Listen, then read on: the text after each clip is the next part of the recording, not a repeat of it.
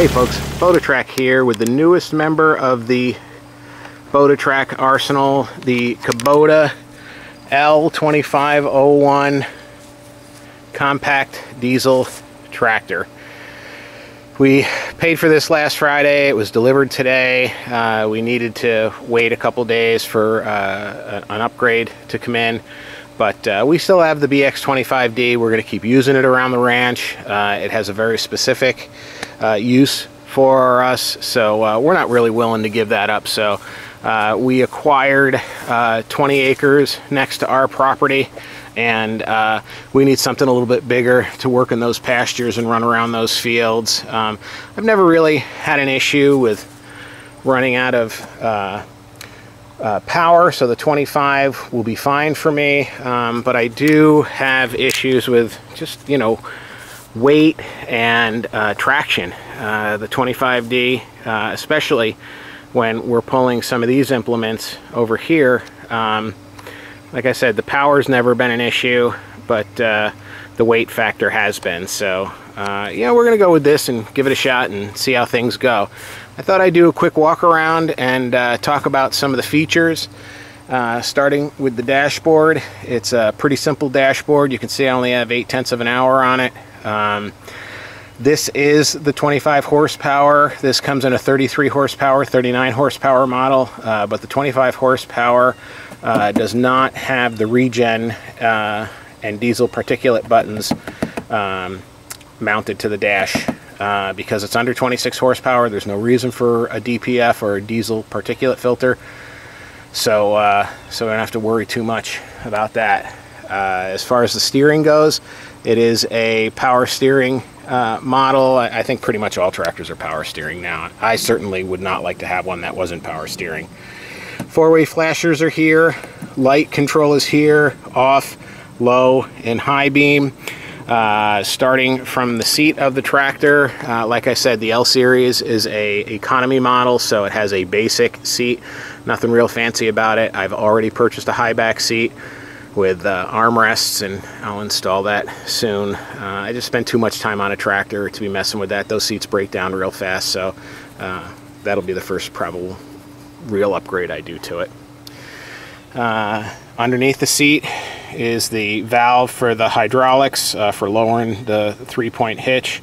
The four-wheel drive activation lever is right underneath your left leg, and the differential lock is under your left foot, just like on the BX25D. The transmission has 3 ranges: low, medium, and high, or like the salesman said, loading, mowing, and highway use for folks who have a problem understanding what range they should be in when operating. This is the hydrostatic transmission. They had an 8-speed shuttle transmission model. The stick shift is somewhere in this area here on that. But I'm pretty used to the HST. I'm pretty happy with it. So I opted for this. There is a clutch pedal here that engages and disengages the PTO. It also needs to be depressed when you start the machine. That's going to take a little getting used to, but you know, no big deal. Just an operational thing. The front end loader, this is a performance match loader because it was a package deal, so it's an LA525. I did spend a couple extra $100 for a quick attach because I do see myself getting a grapple and a snow plow sometime in the future. Coming around to the back of the machine where the 3-point is, a little bit larger 3-point hitch than we have on the BX25D. It's a basic category 1.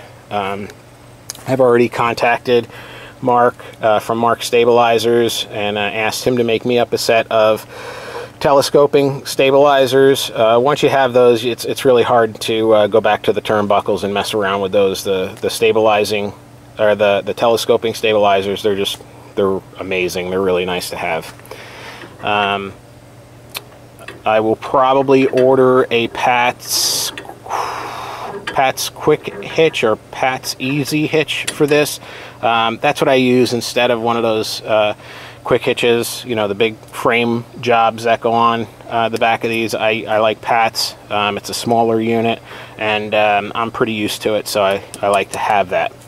The 2501, 3301, I guess really the L series and up comes with a drawbar. I shouldn't get into the specific models. You know, the L series and up does come with a drawbar. They took it out for transport. It's sitting down by the barn.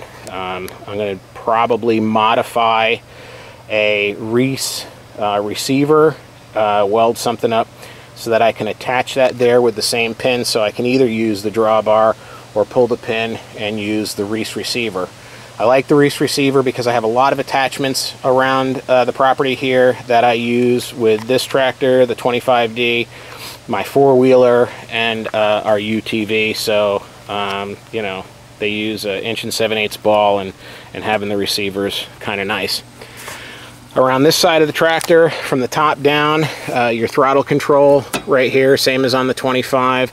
Loader valve is in the same place, but the connections are on top instead of down by the front wheel like the 25D. So that's going to be a little bit nice. I don't have to bend over to do those. Dual brake. They can run independent, or they can be connected with this little tang that's in here, so that you can run one brake, which will help you for turning when you have a plow, like a field plow, or when you hook the two of them together. They work in tandem to just stop the tractor. Kubota has its well-known treadle pedal on this unit. On the hydrostatic, it goes, you push down on the front to go forward and down on the back to go in reverse. Last winter, I had my right knee replaced, and it's a little easier for me to just hook the front of my boot underneath here and pull back on it than it is for me to get my heel on it and push down. I really like that. I guess it might have been a little bit more convenient if I had a pedal system here, you know, like the John Deere or the Ford, but you know, it's just fine. No big deal. Like I said, I get my foot underneath this and pull this back, and it's just fine. The position control for the 3-point is on the right side of the unit, and right behind that is the mechanical lever to engage and disengage the PTO. So you engage it and disengage it with this. You use the clutch as a foot control to activate it and deactivate it, I guess. This is a cable drive unit. I don't know how that's gonna hold up, but I guess we'll find out, right? So underneath the footboard is the hydraulic block, which is super easy to get to, and that's going to be a help to me because I am going to put a third function control on this, so I'm going to have to cut into those and get hydraulics to the grapple in the plow, and also get some hydraulics to the back for a rear remote. So that's pretty much the setup. I like the way it's set up. It's comfortable to sit on and comfortable to drive, so I'm gonna put it to work here in just a few minutes, and I'll let you all know how it goes. Keep your eyes open for some more videos on mods. I've got a whole new canvas to work with now, so thanks for watching. Good luck and Godspeed. BotaTrac out.